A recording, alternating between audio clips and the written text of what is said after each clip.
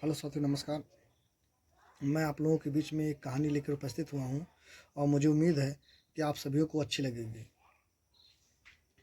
एक बार हुआ क्या कि राजमहल के गेट के बाहर एक बुढ़िया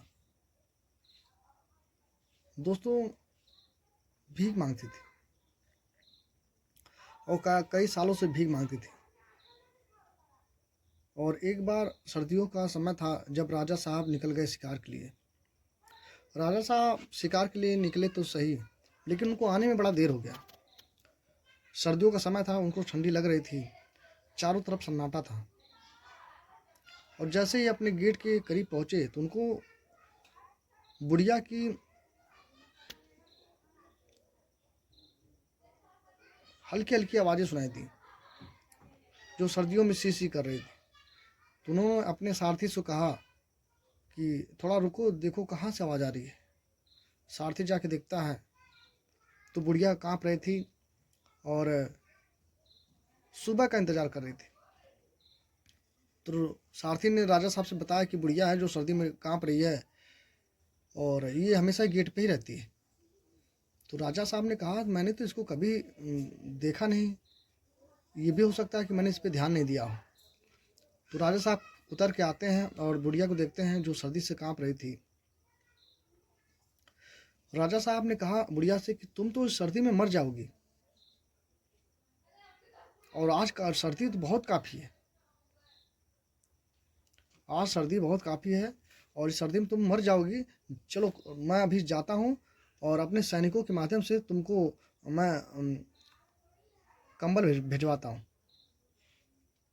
राजा साहब कह के बुढ़िया से अपने महल में चले गए। राजा साहब फिर अपने खान पान किए और भूल गए। राजा साहब थे, उनको छोटी सी बात का जिक्र नहीं आया, ख्याल नहीं आया और भूल गए, सो गए।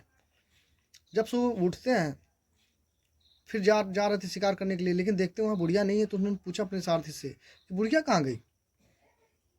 तो मंत्री ने बताया कि बुढ़िया तो राजा साहब रात में मर गई और उसका दाह संस्कार सब लोगों ने मिला के कर दिया। तो राजा साहब को बड़ा दुख हुआ, राजा साहब को बहुत दुख हुआ। फिर राजा साहब अपने कार्य में लग गए। जैसा कि राजा साहब थे तो जो उनका कार्य था उसमें वो व्यस्त हो गए। दोस्तों, मोरल दिस स्टोरी मैं बस इतना कहना चाहता हूँ कि इससे पहले भी कई बार जो बहुत ज़्यादा सर्दी पड़ी लेकिन बुढ़िया नहीं मरी थी। मैं आपसे सवाल करना चाहूँगा और कमेंट करिएगा प्लीज़, तो बुढ़िया क्यों मरी, उस रात ही बुढ़िया क्यों मर गई। दोस्त, मैं बस इतना कहना चाहूँगा कि बुढ़िया को उसकी उम्मीद ने मार डाला। बुढ़िया को उस दिन एहसास हुआ कि यार सर्दी बहुत ज़्यादा है और राजा साहब कह के गए हैं कि इस इतनी बड़ी सर्दी में अगर तुमको कंबल नहीं मिलेगा तुम जी नहीं पाओगे, मर जाओगे।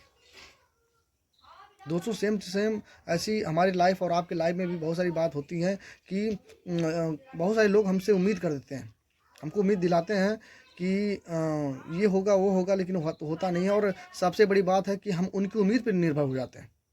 वो तो अपना कर्म करके गए, लेकिन दोस्तों अगर हम उनकी उम्मीद पर रहेंगे तो मर ही जाएंगे। और हमको किसी पे, अगर आपको जीवन में कभी आगे बढ़ना है, तरक्की करना है, अपने पैरों पे खड़ा होना है, तो दोस्तों मैं तो उम्मीद यही कहूँगा कि उम्मीद उन पे मत करिए, अपने पे उम्मीद करिए, तो जीवन में आपको तरक्की मिलेगी। लेकिन हम लोग गलती यही करते हैं कि हद से ज़्यादा उन पे उम्मीद कर लेते हैं, जिससे हम सबकी सपनों की, इच्छाओं की, या जिन पे जो चीज़ का भरोसा करते हैं दोस्तों, वो हमसे छूट जाता है। बाकी मैं उम्मीद करता हूँ कि मेरी जो छोटी सी कहानी थी आपको अच्छी लगी होंगी। और कोई भी ऐसा शब्द जो आपके दिल को चोट अगर पहुँचा हो तो प्लीज़ कृपया मुझे माफ़ करें। मैं आपका छोटा भाई, और आप लोगों के बीच में ऐसी छोटी छोटी कहानियाँ उम्मीद करता हूँ, प्रयास करूँगा कि लेके आता रहूँ और आप मुझे प्यार देते रहें। आप सभी लोगों को धन्यवाद, नमस्ते।